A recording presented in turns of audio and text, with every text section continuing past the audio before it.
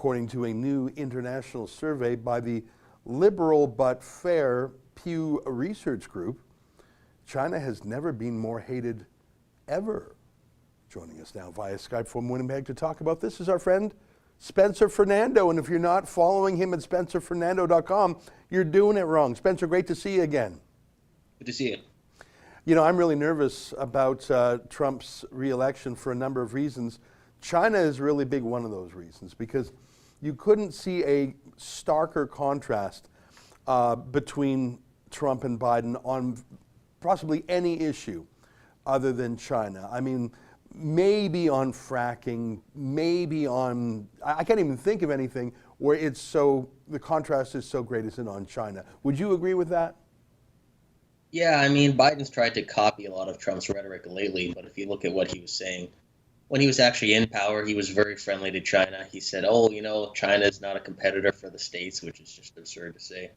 He said, they're not bad folks, talking about Xi Jinping. So, yeah, I mean, he definitely seems much weaker on China than Trump has been. The only thing is, I mean, you know, people like Chuck Schumer in the States and some of the Democrats have been pretty tough on China for a while. So I think it depends whether he gets his way on it or whether some of the people, if he wins, of course, if some of the people in the Democratic Party and in the U.S. power structure at large pressure him into being tougher on China. But, yeah, it would definitely be a concern with him in power on the China issue. Now, Secretary of State Mike Pompeo has been on a real international campaign to build a coalition against China. And that coalition, he wants it to include people rejecting Huawei, the Chinese telecom giant that wants to build the 5G internet backbone in the West. And Canada is still wobbling on that. Other countries are taking a harder line. I don't know if that momentum will continue if Pompeo is replaced. But what's interesting to me in this Pew study, I'd like to just show some of the different countries, is just how deeply public opinion has turned against China. In Australia, the number of Australians who are hostile towards China has doubled from 40% to 81%. In the United Kingdom, it's gone up 4 times, from 16% to 74%. I'm just looking at the stats right here. In the Netherlands, it's more than doubled, from 34 to 73%. And I have to say, Canadians are pretty vigorous on that too, as you know.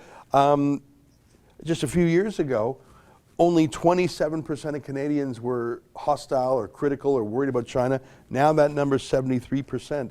I wonder if the grassroots world opposition to China means anything, though, if the leaders, business leaders, tech leaders, military leaders continue to sell out.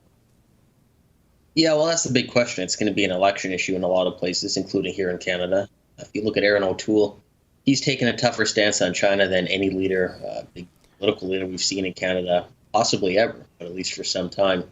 So it'll be interesting to see how Canadians react to that. I mean, Trudeau, there have been a few articles talking about how the Liberals are now, they're going to try to shift towards a somewhat tougher position on China. Maybe they're looking at the polls. But there's things they could be doing that they're still not doing. I mean, they haven't banned Huawei. That'd be easy to do.